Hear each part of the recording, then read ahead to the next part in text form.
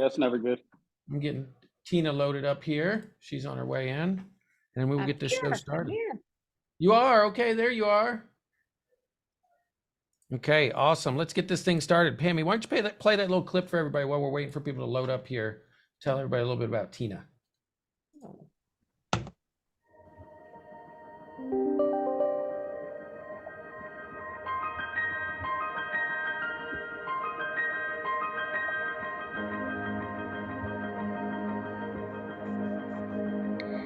I grew up in Michigan, right outside of Detroit. Immigrant parents. Actually, my mother is Italian, my father is Greek, and when I was 5, we packed up and moved to Greece. I went to kindergarten in Greece, and my mom woke up one day and said, I miss the States, so we're going back. So long story short, after high school, I went to college for a couple years and kind of was feeling lost. I met Kevin when I was 16. So our first home that we bought was in our early 20s, and I met a real estate agent, Jill Bomarito. And Jill, after the transaction, kind of hounded me, and she knew I was in college, and we had conversations where I just didn't know where I wanted to be, but I knew I wanted to help people. I'm a fixer, and so when she hounded me about getting my real estate license, I thought, I'm not a salesperson, so that just didn't jive with me. But the more we talked about it and the more I saw what she did for people, I thought, well, maybe that would be fun. So she paid for my license, and my first year in real estate, I just sold a bunch of houses. I think I made $80,000.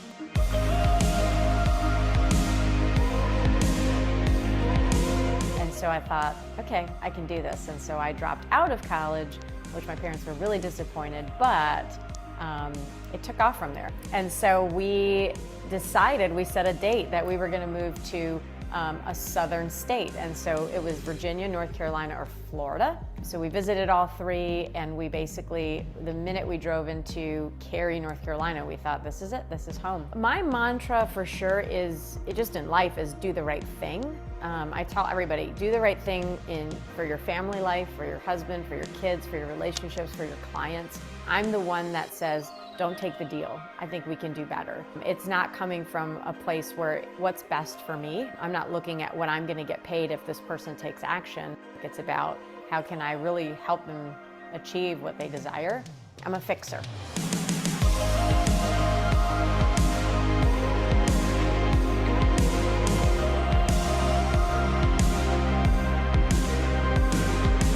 Now I'm in a role where I help agents succeed and also help buyers and sellers. The thing about real estate is anybody can get a license, but you can't become a professional boxer by just saying I'm a boxer, right? It's being in the ring, and it's learning the back and forth. Our agents actually sell a lot of homes. They help a lot of families. So the average agent on my team sells 30 homes, whereas the national average is 4 for any real estate advisor in the country. So it's an honor to kind of stand side by side with them, help them grow, and kind of watch them flourish.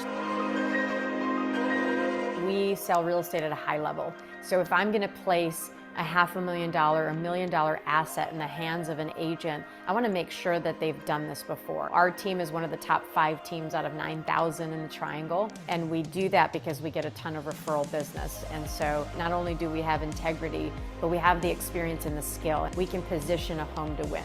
We can position a buyer to find off-market properties. What I love doing for people is just, if there's a challenge in front of me, kind of fixing whatever their problem is. For my agents, it's kind of helping them know that there's no limitations. Whatever they want, they can achieve, whether it's financial, family. So I think the biggest thing is kind of being an inspiration for people, because who would have known that this little Greek girl, from Michigan could have moved across country and built a successful business. So if I can do it, anyone can do it.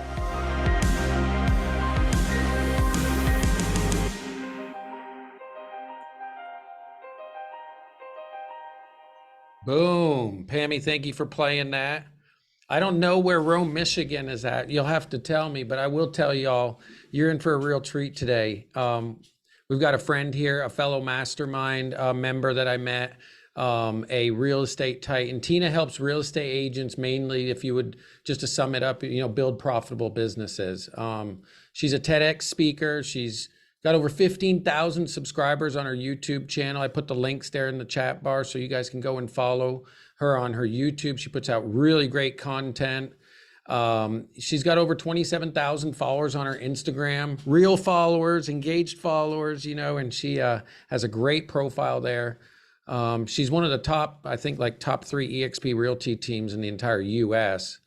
And she's got a lot of different accolades, but I think most of all, she's a national speaker. She wants to invest in other people. She wants to help. She wants to improve her industry. She wants to make an impact beyond business. And so she's been so kind to be here today with you all as we spend the next 45 minutes to an hour together with a top real estate agent, Miss Tina Call. Thanks for being here, Tina. Well, thank you for the warm welcome. I didn't imagine all that happening. So I had to do. you're making me blush. I wanted to do some research on you a little bit. So I didn't know that you were Greek, but I did see that you had grown up in Rome, Michigan. Where the heck is Rome, Michigan at? So it's not Rome, Michigan. It was Detroit, Michigan. So yeah, I don't know if that was just, me not Probably just my listening skills. Detroit, Michigan. Yeah. So that's where I grew up and that's where I was born. And yeah, so. Well, I definitely know where Detroit's at. So That's right. That's right. and you got into real estate back in 2009. Was that 2000s or when was it? 2001. Actually, my first day in real estate, fun story, sad story, but it was 9/11. I was driving to work when the first plane hit, my first day, and called my husband and then got to the office. The second plane had hit and the whole office was like a morgue. Everybody's, white. It was definitely not a great first week in real estate. People were pulling out of contracts. It was wild. I was like, what did I do? The world is at war and I'm going into a new career. So it was an interesting day. Yeah, it always you meet your fellow friends that got in 2001, 2008, and we kind of, are checking each other out, whether like we're wondering, are they crazy or are they just survivors? Maybe a little bit of both, right? A little both. Yeah, there's no turning back, but yeah, it was a great, first 7 years, being 23 and starting a new career like that. It was awesome, but 2006 kind of got a little wonky and I had to learn how to do short sales and pivot my entire business then. And of course, then 2008, the rest is history. So you seem like somebody who's really, really adapted well, and we'll get to social in a little bit because you adapted quickly. But like, where did that come from in your life? Have you always been somebody that pivoted real quick and made change, or was there a defining moment? Yeah, I think that so for me, if you knew me in elementary school, middle school, high school, I struggled as a kid in school because I got bad grades. I didn't love to study. I couldn't focus. I always was the one staring out the window like I could be doing something else right now. And so school put me in a box and it made me feel stupid. And so when I left school, I went to college for a year and I thought, my God, I'm not going to pay these people to tell me I'm average. I need to get out of here. And so my dad was a serial entrepreneur. He had broken English, came to this country, was a cook, opened his first restaurant. It failed, opened up 10 other businesses. They all failed. My dad's story is in his 70s is when his first business that he started that was successful thrived, literally right before retirement. But, watching him start business after business, it was just very normal to see someone failing forward, pick themselves back up and try again. And so to me, that was just what normal people do. They just start a business, they try. So I think that was just ingrained in our family's culture that you just figure it out. So. I can so relate to that because I grew up, I think I was sharing with you when we were out in Vegas or at the mastermind that, I'd lost my father early, but I always saw my mom, like she would just always keep working. She'd do something and she didn't have enough money. She'd go pick up a third job. And it was just like, so it just became like, hey, when bad stuff happens, you better pull up your bootstraps. It's time to stand up. You can't sit around and wait or you get run over, right?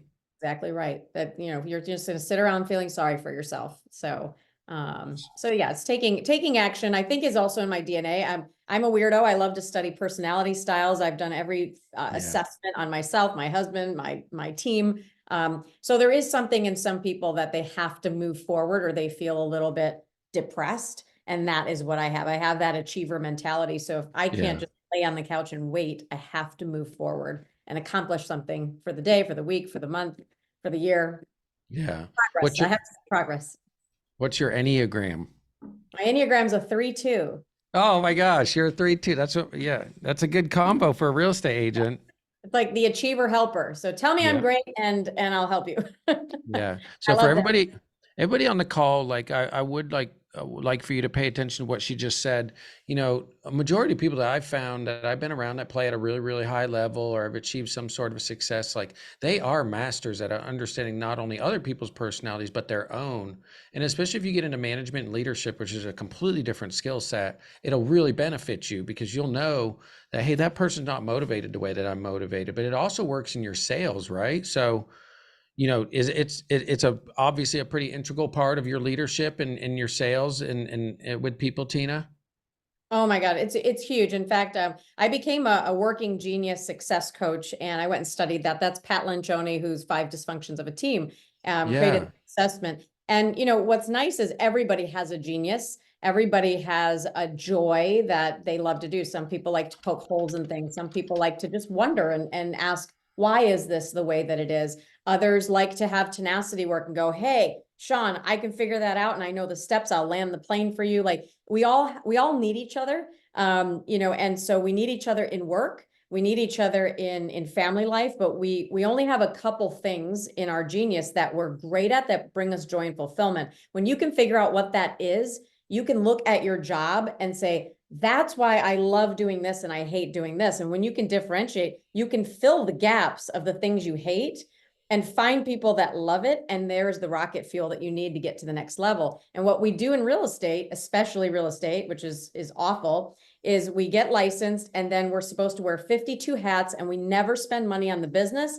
And we're exhausted because we open a restaurant and we're the waitress, we're the hostess, we're the bus girl or bus boy, we're the cook, we're the stock guy, we do it all. And then we never scale. And so it's an industry that is unfortunately allows us to mismanage our careers and never get out of the day-to-day grind. And we're really Yeah. not entrepreneurs. We just have high-paying jobs that we can't get out of. Right. Right. Yeah. We'll get to where you're at now with your team and your business. Let's go all the way back to that. And let's take that, what you just said, and let me ask you a question.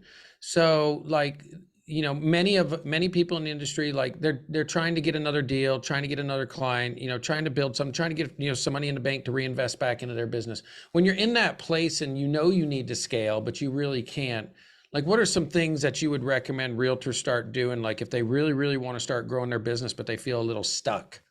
So I think when you think about the business, you have to think about the income producing activities first. What is going to make me the most amount of money when I start? For me, it's having a listing agent mindset. You have to have some sort of presentation. I worked the first 7 years kind of as an average agent. I sold about 30 homes a year, which in some companies, you're a top agent doing that because the average national is what, 3 to 4 deals a year. But I was selling 30 homes a year and I couldn't get up above $150,000. I figured out, I coached with this company back in the day, Mike Ferry. I got the Oh yeah. listing presentation. I practiced it like I was like some NFL player. Like I would record it. I would listen to the upswings, the downswings. I made sure that I practiced. Then I took that presentation in front of a client. I saw my listing ratio go up. I was taking 8 out of 10 listings. I knew how to call expireds, FSBOs. I built that talent by the presentation skills. Then I took my time and I spent 3 hours a day on the phones every single day. And I even had a coach that I paid $1,000 check to. And if I didn't show up at 7:30 and text him that I was in that seat, then he could cash my check.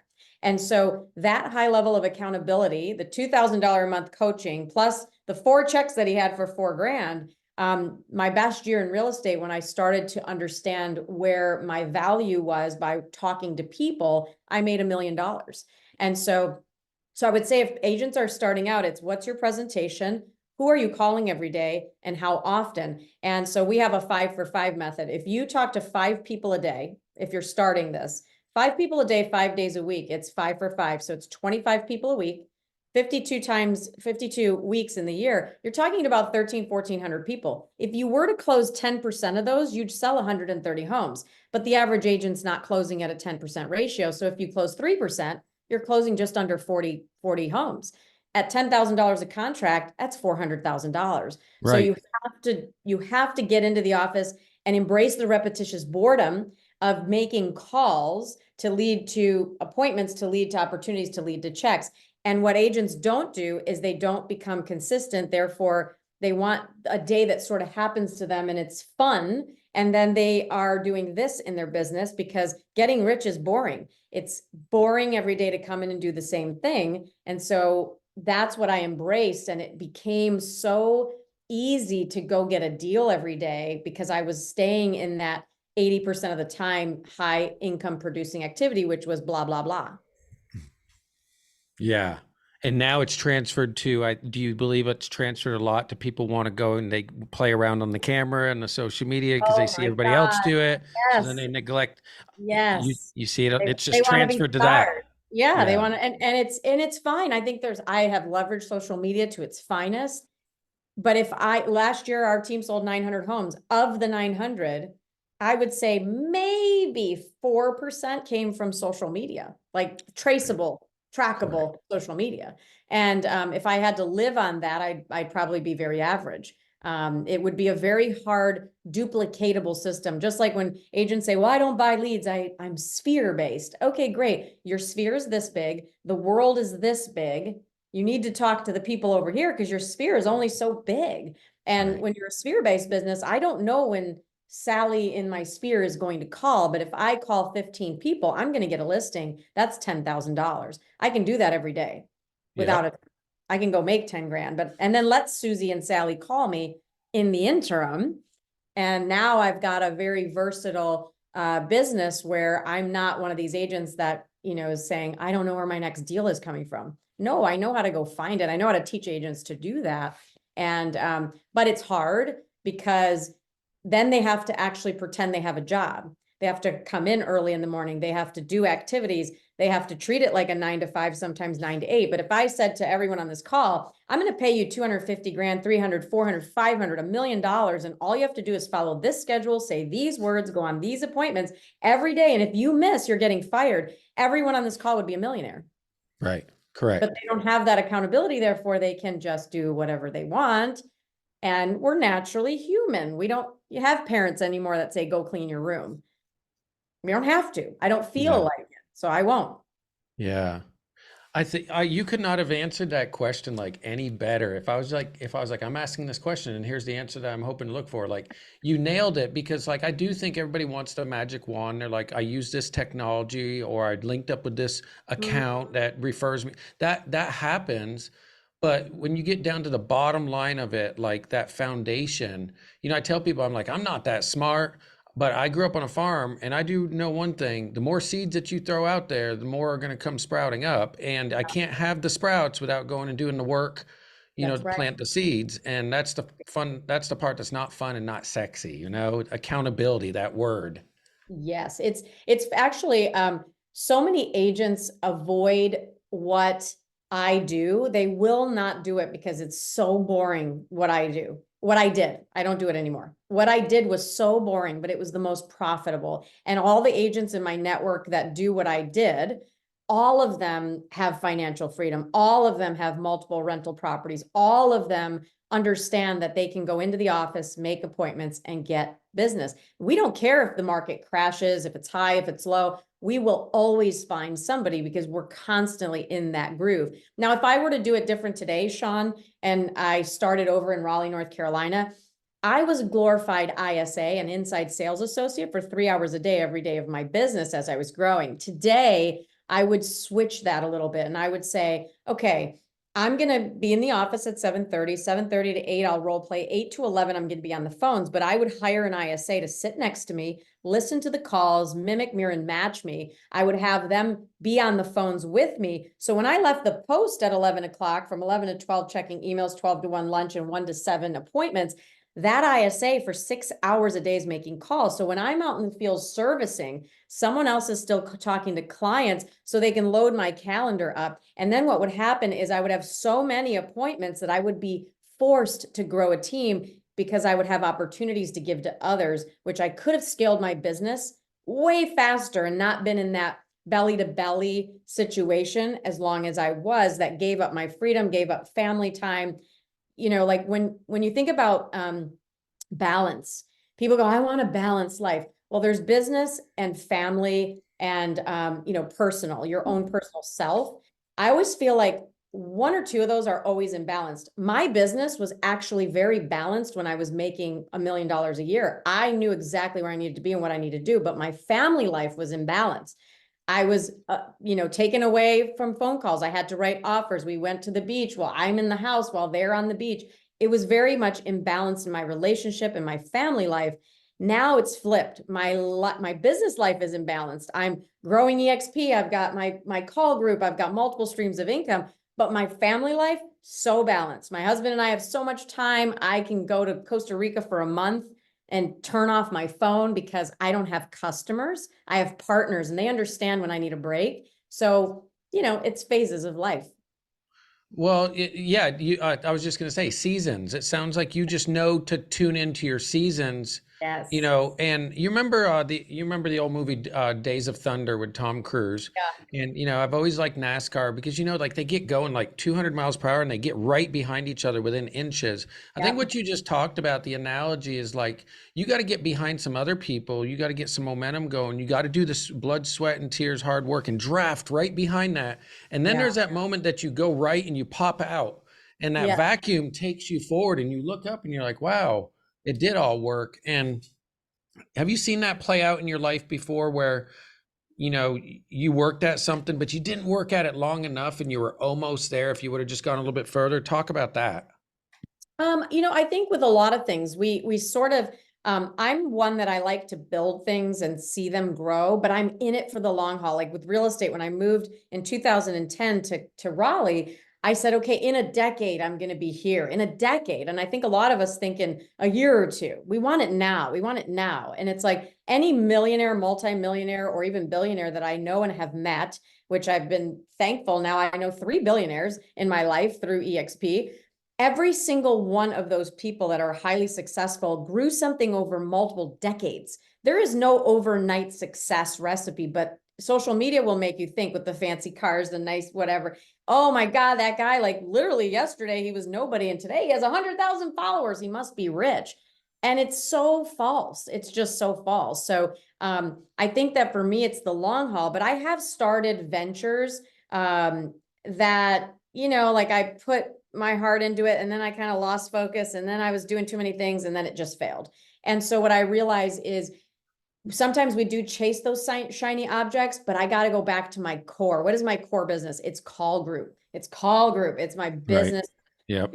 That's the first baby. The second baby was EXP. Those two I went 100% all in on, and they're growing and they're wonderful. The other ventures, they can't take too much of my time or I'm going to be like, I'm going to not do them well. And so I always have to say, okay, is this bringing me joy? I have to check my gut and say, am I having fun with this? Is it bringing me joy? Then the answer is to keep going. If it doesn't, or it starts to get, boring, I have to really reset and know where I'm spreading myself too thin, because I'm one that'll take on any challenge that I see others doing. I'm like, I could do that. It is super, super important. I've done that with some of my friends and some of my coworkers and students. Like I do going through an exercise of things that bring you joy. And it's a little silly at first, but when you start writing things down, you really take some intentional time with some coffee in the morning, you're like, you realize there's things in there that you maybe are right there in front of you, but you've forgot them. So like, for example, I love driving in the country with the windows down, and so like I started realizing, I was like, okay, well, you drive into work for 15 minutes on the back roads. Why don't you roll down the windows and blare some tunes, like, and it does, like, things just bring you joy in this industry. Oh my gosh, if you don't have those, like, be prepared, because it'll take the life out of you. Where's a moment in your career that you remember, and then we'll start getting into some tactics here, but like, what's a moment in your career that you remember that was one of the darker times that you just did not like what you were doing and you wanted to change something? I know the moment. So I always say there's pivotal moments in everyone's life shifts. For me, I met my soulmate at 16 years old. We're still together today. So I met my partner early. When I became a mother, and I had Michael at 26. When I met my first coach, Mike Ferry, big shift in my life. He taught me, I was introduced into a world of big thinking agents at the time, which was huge. They were making millions and I was making 100 grand. And then when I joined the firm that I'm at, those were pivotal moments. But the dark time came when I woke up and it was, you made it. You have money in the bank. You have what you prayed for. You prayed for this and you created it. And now what? I'm exhausted. I'm still in the same place that I'm at. I'm not having fun with customers anymore. I don't enjoy going on listings and having dogs sniff my legs and pretending like I like the house when I don't. Like, I lost that joy, and I knew something had to change. And so it was a dark time, but I basically said, okay, fine.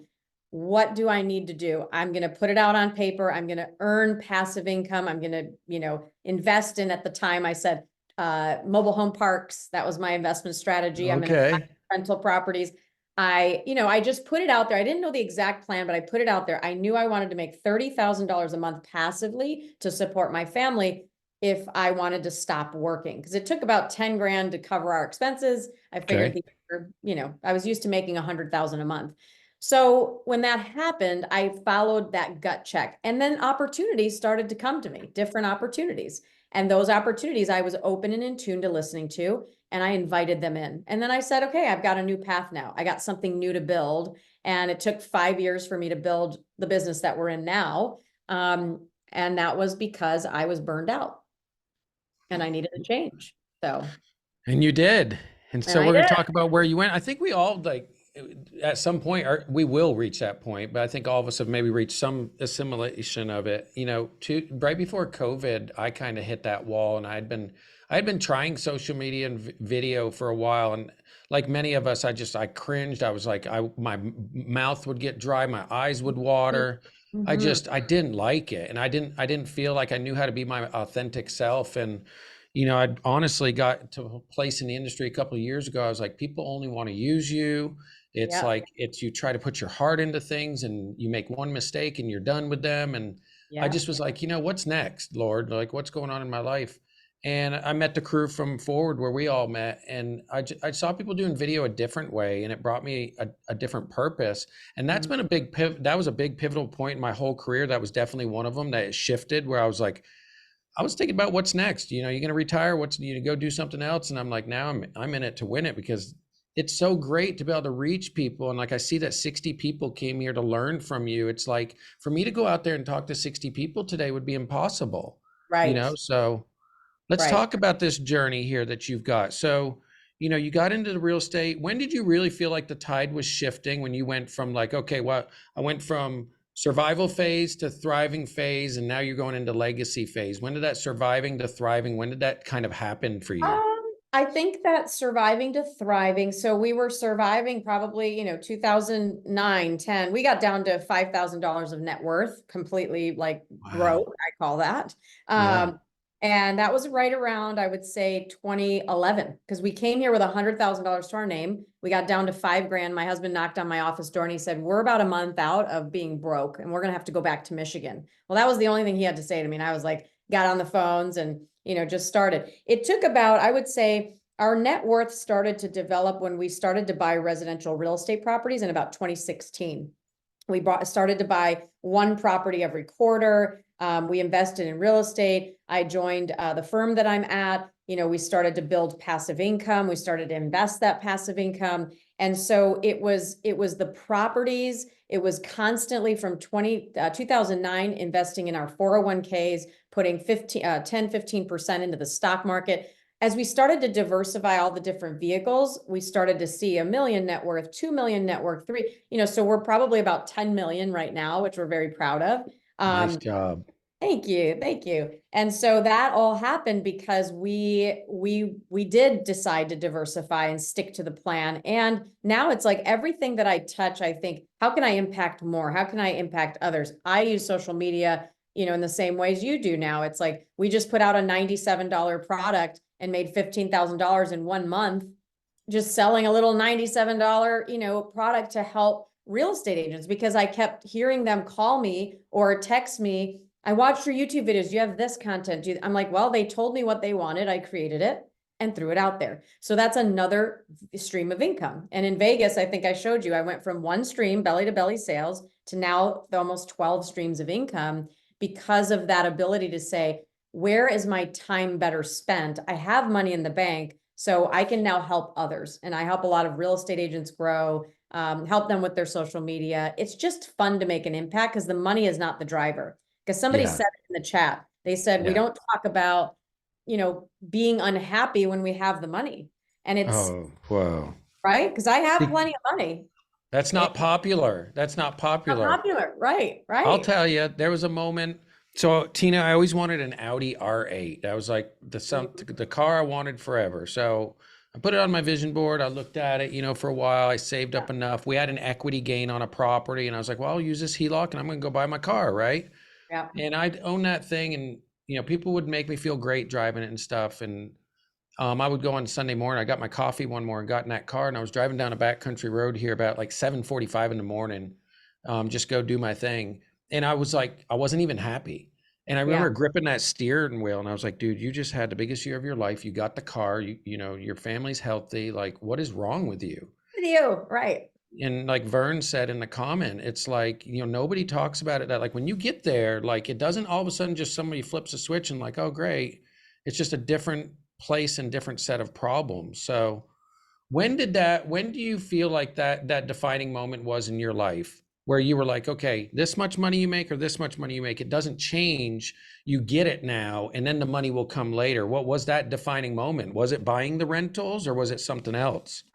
I think that, you all like for me, I always had poor man or woman mentality. Like I gotta save, I gotta skimp, I gotta shop at TJ Maxx. That's how I grew up. So I never overspent. That's one thing. Like I think a lot of people, they go crazy once they taste a little bit of money. I only spent money when I knew that I could actually afford it. And one of the rules for me was if I'm going to go out and buy a Porsche, which I did, and I wanted to, if I could afford to go buy two of them in cash, I could afford to buy one. So everything I bought, if I bought a house, if the house was 500,000, could I afford to buy $1 million house? If the answer is yes, I can afford to buy this 500. I always wanted to make sure that anything I was buying, I could afford two of. If I'm buying a $3,000 Louis Vuitton, could I afford to go in today and buy spend $6,000 in this store cash? Most people, if they answer that question honestly, they shouldn't be That's buying the thing. smart. They That's shouldn't be really buying. smart.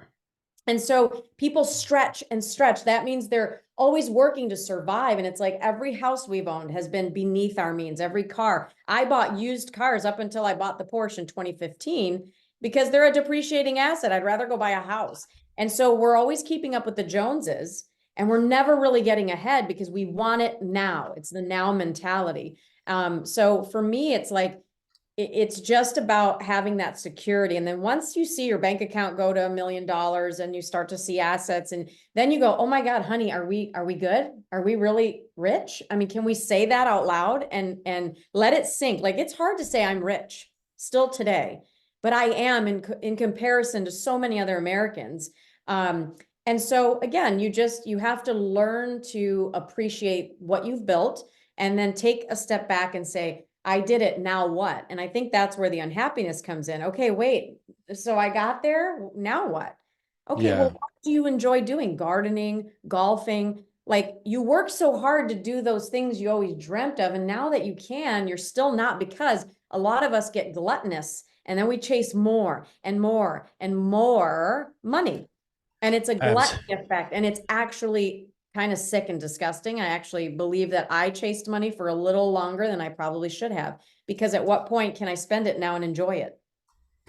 There's actually a chart. If you're into personality charts and stuff, but it talks about like up towards the top is your worry, anxiety, arousal, and flow, and down at the bottom is apathy, boredom, relaxation, and control. Yeah. And it shows that the less that you're challenged or less you're challenging yourself, the more you'll move towards boredom and relaxation.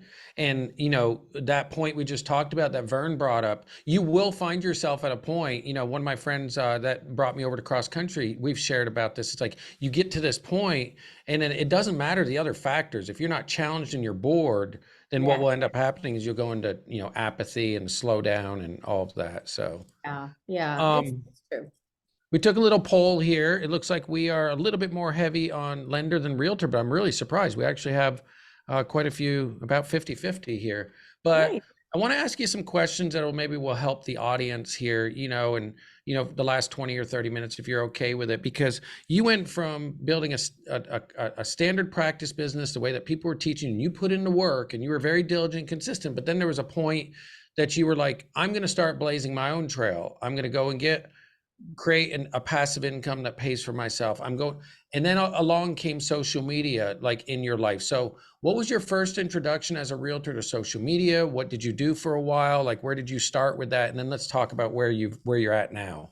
So if you look at my social media before let's see, I joined EXP in 2019. If you look at 2017, I was the weird person that had no posts, maybe a post of my dinner. I hated the camera, just like you. It made me nauseous. I felt very uncomfortable, but I knew that in order for people to know that I was able to help them beyond the borders of my small town, I had to do it. And so I just got myself out there. I started to, people will say, Sean, well, I don't know what to say. Well, I've been recording this literally since we started. This is all content, me talking, me asking questions. If you're a lender or a realtor and you're doing one-on-one appointments with your customers and you don't have a camera in your face, you are missing out on gold. And that's what Sean does so well, because I've watched you and I know Josh, who does a lot of your stuff.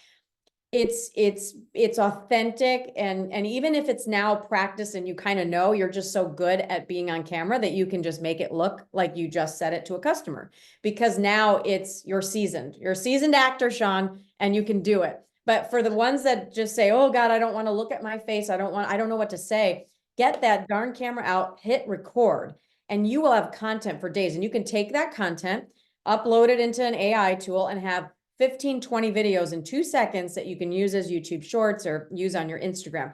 You have content for days, I promise you. And it's probably the best content out there. You're just not capturing it. And so that's what I did. I just became very consistent in having my team record me at meetings. If you look at my YouTube, you're going to cry. Yes, I have 15,000 followers. I posted one video a week. That was a crappy Zoom video with no intro, practically no thumbnails. It's like fuzzy and blurry, but some of my listing videos have like 150,000 views. Right. I saw that. Because the content's, I guess, what people like. And so I just threw them out there and it started to go. And here's a huge mistake I made on YouTube. I was very not strategic. YouTube looks at how long people watch your videos. Well, my videos have a 15-minute watch time. That's actually really good, because 5 minutes is what most YouTubers strive for. But I was throwing out 1-hour Zoom videos on my trainings. I didn't know. Yeah. And so, so if I was actually recording 15-minute videos, I might have had even more. YouTube was picking up my videos organically. And now if you do anything listing, I pop up next to Tom Ferry, which is great. So, so just thinking about, I just did it. I didn't care how it looked. I didn't care, oh my God, it's not perfect. We have a perfection problem and we don't have an action problem. So if we just take action takers are money makers. And so if you just take the action and forget what people think of your dumb videos, your dumb video that's crappy is better than the one that nobody's producing. And so that's the mentality I took. I didn't have time to be a perfectionist. I just needed to get it out there. So I created an audience of agents for free, all for 5 years. Everything I've done, I've never sold one product, which is kind of stupid, but I never did, because I built the trust of my audience. I just naturally wanted to give back to the agent community. And I did for 5 years. And it's blessed me to have now grown. My YouTube channel makes me 20 grand a month. That's amazing. It's amazing. So, and not 20 grand from YouTube commercials or anything like that. It's from the agents that sign on to EXP with me because they found me and they enjoy the coaching. And so now Instagram, I get people from Instagram, from Facebook. So just because I built an audience, when people think of listings or real estate, they now think of me. So when they're struggling and they need help, they go, oh, I'm just going to reach out to Tina. I think she could help me. Now we're creating programs for agents to get coached and trained and help them even at a higher level, because I can't put everything into a company for free. So we're doing little things, but it's because I have my time back. After 5 years, I don't sell homes anymore. Yeah. I have an amazing leadership team on Call Group, very profitable, $2 million net business there, and EXP 700 grand a year. it's a business where I'm not involved in the day-to-day, so I can spend time doing this. I can help agents. Like, I've bought my time back. It's so amazing to be able to sit back and kind of hear like what you've built. And it's easy probably for all of us to just be like, wow, like that you got like a couple of big pillars you've worked on. But I think what I want to make sure everybody holds on to on this call is like, you got to remember how Tina started explaining how she got in this business, what she did, you know, just the consistency behind it, which means that we can all do it. And I think sometimes, Tina, like we see, you know, what an agent like you has built or what a lender's built that's at a high level. But like we automatically just say, oh, well, that's where they're at. And we just reserve to like, I don't know if I can do that. We're not here to do what everybody else is doing, but we definitely want to use each other to inspire us to get to where we need to be. And you said something a second ago that you said it might not have been, it might have been dumb, but no, it wasn't. Because what you did was you gave away stuff for free to help people. And you combined it with things you were passionate about. Yeah. And on our mastermind, I don't remember, did you hear it with Neil the other day? He was talking about an offer versus an ask. That's what you did. You offered something to people year after year, after month, and just offered something to people and agents versus asking or selling. And then what happens is people want to come back and they want to work with you and work for you. And that's kind of how that happens, you know? Well, And you said perfection problem versus an action problem. That was good. You guys should write that down too, because like she said, and then I'll shut up, but turn the camera on. Like I've had my camera sitting here on my desk on for so many times that there's video that's sitting in a folder that nobody's probably will ever see, Yeah. but just get it. And then you can get like Opus One or a VA to break it up for you. And that's the best content you can post. It is. And somebody gave me great, great, what is it called? Coaching advice, basically. Grant Cardone, we were at a company event, and I was sitting next to him because we were on stage and it was kind of fun. And I said, okay, give me, like, literally, I don't know the man, but I was like, give me your advice. Like, what is the best advice you could give anybody? And he said, make sure they know your name. You constantly are building your email list and your name and your name. And if you look at his daughters are becoming phenoms. They're like 14 and 15 They years really old. are. So well-spoken and just so, out there, and love him or hate him, he knows how to market. And so I tell lenders, because I have a lot of lender friends and agents, build those lists. When you're going to do an Instagram post or a YouTube post or whatever, use a ManyChat automation. And when you give information, make sure that you're capturing the email of your audience. Yes, I'll give you these 5 lending tips, Mr. Lender, but here's the link and put in your email address. Sean did it perfectly, right? You did a webinar. You're capturing people's names and audience. You got to build the audience, and then the audience will tell you what they want. And then you can have value and sell to an audience, but you're selling when you know what they need and want. And it's okay to sell. That's another thing I had to get over. It's okay to sell your value. I Right. sold to buyers and sellers and made millions of dollars. I believed in my value when I sat with a FSBO or an expired or a seller. I believed in my 6%, sometimes 7%. And I believe in my value if I'm going to sell coaching or whatever I'm going to do now, because I've walked the walk. And so, so that's it. You're building trust. You're building your email list, buyers and sellers and agents or lenders or whatever, whoever your list is. And then you're listening to the audience. What do people ask you for? If you're the got-a-minute guy or girl in your office, you have value. You are not monetizing this because you don't know how. But if everyone's stopping at your office to ask you, hey, Sean, you got a minute? You got a minute? Those got-a minutes can be paid for. Yeah, absolutely. So I did a survey real quick to ask everybody on the call if you guys will click that just to kind of know what you're more on. I was shocked, that there's nobody yet has clicked YouTube, but I'm not shocked because you said a second ago about like posting the long like live videos on your YouTube, and that's why it grew. I did the opposite. I would put like a 7-minute video on Facebook, right? Yeah. And then I'd go over to YouTube and I'm like, I don't know what I'm doing, record this weird video that's 30 seconds long and I'm done. But I've really, really poured into YouTube over the last 12 months, and I'm starting to really see the fruits of that labor, because that's where people can come to receive free information, and then they turn around, and that's when the magic happens. What do you find is, as a real estate agent, is more valuable to you? Is it Instagram? Is it Facebook? Or is it YouTube? If you could only pick one. If if I could only pick one, well, that's so hard. It would be YouTube, Facebook, Instagram. Did you master one at a time, or were you like the rest of us that we just dive in and we're like, we're going to try all of it? I didn't, I was first on Facebook, so that I was always very masterful because that's when we all started. I'm 45. Then I went to Instagram and I got pretty good at that and grew that. And then about 2 years ago, I started YouTube and I just kind of self-taught. I didn't have anybody help me. I wanted to understand it and then got consistent with YouTube. I've fallen off of YouTube a little bit. I'm getting back now. I'm doing a lot of shorts and a lot of interviews, but it's hard. It is hard to do them all. It really is. But I think YouTube is probably my favorite from a reach perspective, from a building relationship perspective. They are having a parasocial relationship with me for a very long time. So in their eyes, like people call me and I'm like, oh my God, it's really you. I'm like, just a realtor from Raleigh, but yes, it's me.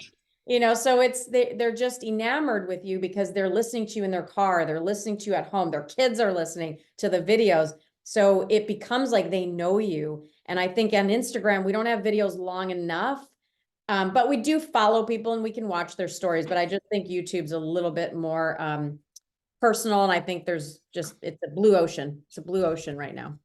You just said something. You said know you.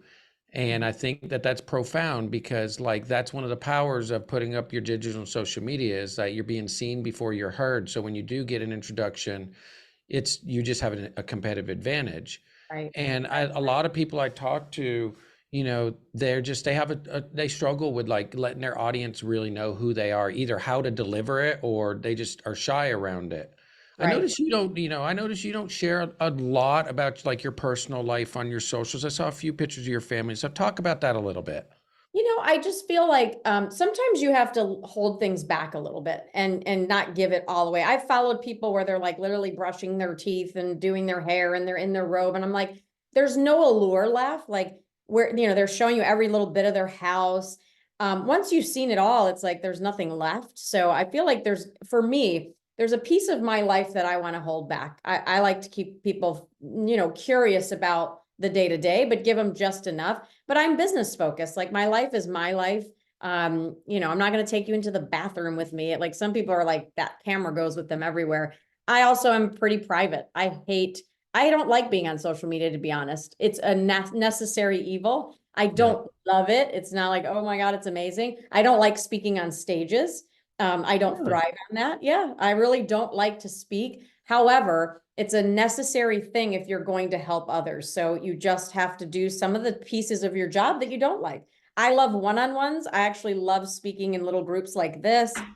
This brings me joy and energy. One-on-one coaching does. And that's just my truth. But others would rather just be rah-rah on stage. And they want people to see them. And I don't need that. I just want to be impacted where behind the scenes, someone's saying, she really helped me. Like that brings me more joy. Let's talk about what the lenders and the realtors on the call could do to maybe like take away from this call something that is valuable. So I guess what I mean by this is if I'm a lender, there's lenders on the call and I'm trying to build a business and there's a top producing realtor in my market. Let's say that you were still selling and buying and you were boots on the ground. Like in today's market, like what are some things that you think, let's start with lenders. What should lenders be doing more of to really get the attention of an agent? Maybe that's something that stands out versus the normal stuff. So if I put my lender hat on, which I've done this a lot, I actually have brought a bunch of lenders to my office and sat them all down and said, hey, how many agents do you actually work with? And the answer is about 4 to 5 that give them a lot of business.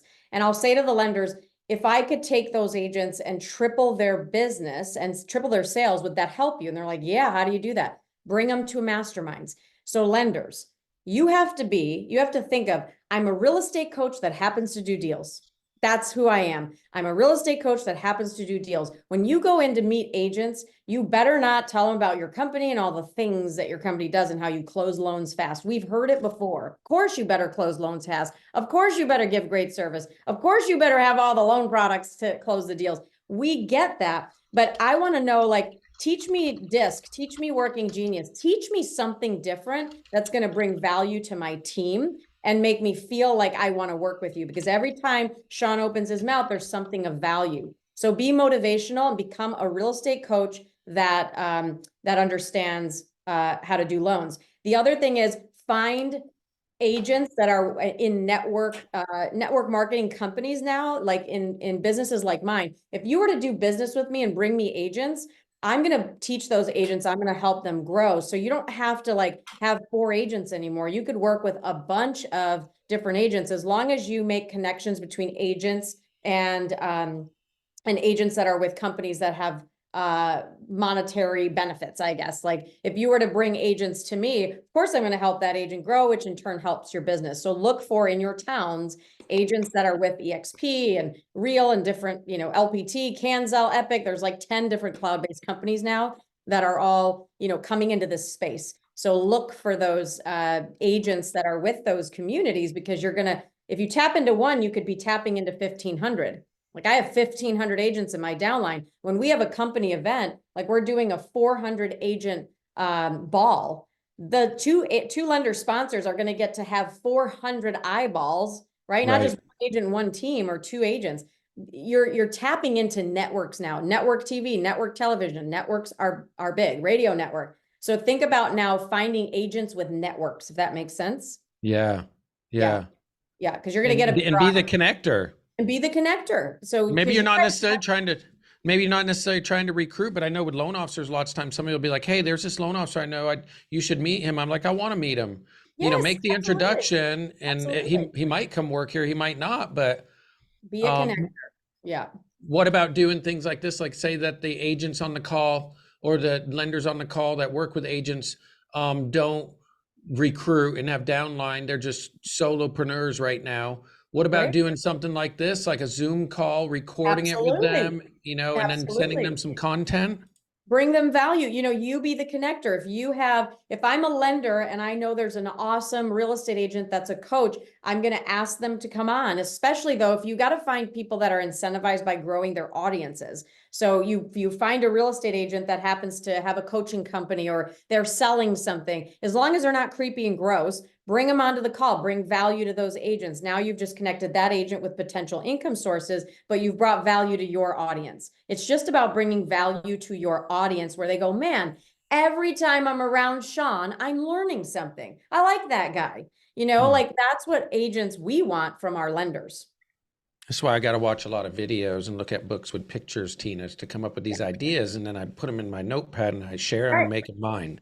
That's right. That's right. Austin, we got a couple of people raise their hand. Austin Hines, what you got, man? Hey, what's up, guys? How are y'all? What's up, Austin? Hey, so so I know Sean pretty well. Sean and I have worked together in the Nashville market quite a bit. This is my first time really getting to know you, Tina, but so far it's been really exciting to hear you and just hear more about what it is that you're doing. I'm really curious as I'm scrolling through your YouTube page. I see that you've created a lot of really awesome content for realtors and stuff like that. I'm curious. I'm kind of thinking this through in my head. One of the biggest people that we kind of go after at the moment are like new agents who are looking for education on the lending side of it. I'm curious, like, is there a world where the content that you're creating, is there like a partnership where maybe we can bring newer agents that we have into something like what it is that you are currently doing as far as your training stuff goes? Yeah, I mean, I think that that's the beautiful thing about where we are now in the industry. It's allowed me to become middle management. So if you think of Remax or Keller Williams or all these independently owned franchises, if I owned a Remax with 80 agents, you're only getting an audience of 80. If I now have a network with 1,500 people and the network even above me has 12,000 agents, it's remarkable how much more you can get now if you get those agents in front of somebody, let's say like me, that can teach them. You're bringing them value, and then you're the hero, and then you keep kind of pouring into them. And then your job is to help that agent make a great decision on a company that's going to double, triple, or quadruple their business. When I came to EXP, I was stuck at 75 million. Why? Nobody was sharing. I had to go hire a coach. That coach really wasn't, boots around building teams. So there was a level of, I couldn't get ahead. And then I joined the firm and we were in this mastermind group. I went to 135 million, 225, 300. We were at 400 million in volume last year because the agents exchanged like crazy. Why?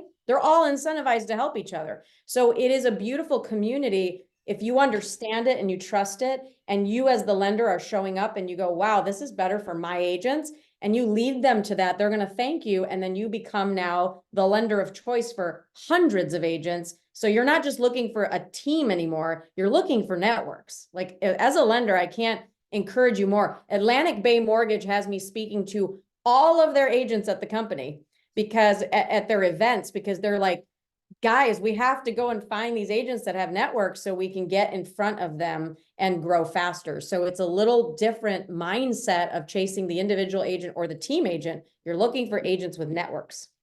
Okay, that's really, really good. Stephen asked a good question, and I've wondered this one too. If you were to do it again, would you name your real estate company the Call Group, or would you go back and change it? You know, I named it the Call Group specifically because everybody at the time was naming it their name, the Marty Hampton Group, the Linda Craft Group. So I actually was forward thinking enough 15 years ago to go, I know I won't want to be the front person. Maybe. I think I do like it because it's my legacy and my story. So I'll always have a hand in it. When you think of the agency and other companies, there's always a founder story. Maybe I would have changed the name, but I kind of love that the story stays with us and the legacy of what we teach. Our foundational teaching, I teach it at our company. That's just who we are. And we're very successful. And so the agents liken that. So I think I'm still okay with the decision. I think you explained that eloquently. I mean, when there's a purpose and a cause and something you build around a name, I think that's more important than actually it just being a name, and you've created a community and people want to be a part of it. Yeah. So, and I joke with my agents, I tell them it's not even my name on the door, it's my husband's, and he doesn't even work here. Like we all got gypped. So that's good. That's good. Yeah, So what are you working on right now? What's big, that you're working on that you're excited about in 2024? Well, we just bought a house in Costa Rica that we're building. So that's going to be Wow. we're going to build, like, that'll be my house to get away and build courses and do other fun things and coaching and stuff like that. But we still have our group. We have a goal to sell 1,000 homes this year. Our leadership team's grown. We have 55 agents, I think. We probably will get to about 75. We're not going to get bigger. I know people are like, oh, where are you going to get? I don't want to be bigger. I just want to be badder, meaning our agents we have a goal for them to make $100,000 on our team. I have agents on 50-50 splits that make 500 grand, 400 grand, 300 grand. So my goal is for our people to make a lot more money individually and have really unreal lives. So, and just keep that 1,000, going. I love it. What are you reading right now? Is there a book you're reading? I heard you talk about Lincoln. I'm reading Death by Meeting. Oh my God, Death by Meeting. I love The Self-Aware Leader. I think is huge. I'm reading a lot of books, which I don't know the titles right now, but I'm reading a lot of books. Like there's one actually it's by Ramit Sethi. I'll Teach You to Be Rich. I think there's a really unfortunate thing where people are not good with their money. And I'll Teach You to Be Rich is about not only the basics of how you should structure your money, but the richness in life. Like when we do make enough, like what should we spend it on? Why are we working so hard? So it combines the beauty of life and why we should spend the money on the things that we actually love and where we should pull back. So I'm reading a lot about freedom, money, investments, and just enjoying life a little bit more. Who's one person in that all realtors should probably follow that you glean a lot from? Oh my God, there's so many. One person that I love in real estate. Oh my God. I mean, I love. It doesn't have to be real estate, just somebody that realtors should, be tuning into right now that you just love. I love an agent. Her name is Anna Powell. She's fantastic. She doesn't have huge social media, but she's one of the smartest builders I know. I brought that girl in. She was a $18 million a year producer, solo agent. She grew a team to 25. They're going to do 250 deals within a year and a half. And I've never met anyone with more beautiful brain that can take information and implement it faster than her. She does some coaching and training, but she's a free spirit. Well, everything she gives away is free. And she has free training every Wednesdays at 8:30 a.m. Anna Powell from Fuquay, North Carolina. Very inspiring. So it's not just about having the glory of all the followers. It's about people making impact to me. So I love giving those leaders the stage, and she's amazing. Tina, you are friggin' awesome. I didn't expect the 60 minutes to go this fast. I wish we could have stayed, for another 30, 45 minutes. I wanted to really, talk to you about some things I don't think that everybody just, always ask about as a top producing realtor. And, I really appreciate you coming out and being willing to invest in these folks. And I know you're a lot like me where, if I have an opportunity, I see it, I'm like, you know what, I'm going to step into it and you don't know what's going to come out of it. But folks, if you will, we will, in the follow-up episode, we'll make sure to put all her contact info, all her sites, but up at the top, I went ahead and put her links in the beginning. If you want to follow her, I would definitely follow the Instagram and the YouTube. And we are super honored that you came to be with us here today, Tina. Thank you, Sean. Thank you, guys. Thank you so much. If you need anything, just reach out. Thanks again. I really appreciate you. Y'all vote on the poll.